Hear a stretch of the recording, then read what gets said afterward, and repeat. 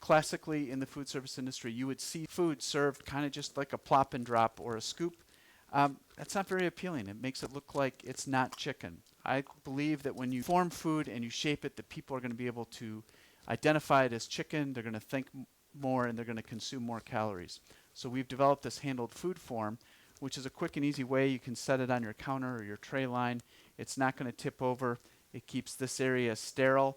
And all you do is you spray it, the little release spray, and then you put your food in there.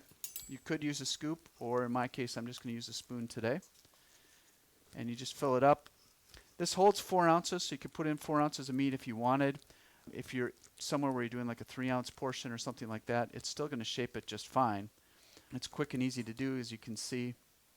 I just put it in there, and then all we do is we put it on the plate, and we give it a little flex on that point there, and then it will come out. And now you have a chicken breast that looks like a chicken breast. You could dress that up if you wanted.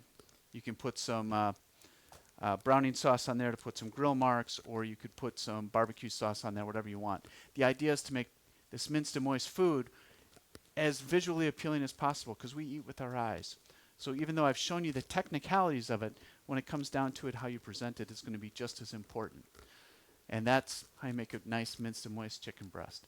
Anyways, folks, please like and follow for more great content on the International Dysphagia Diet Standardization Initiative just like this.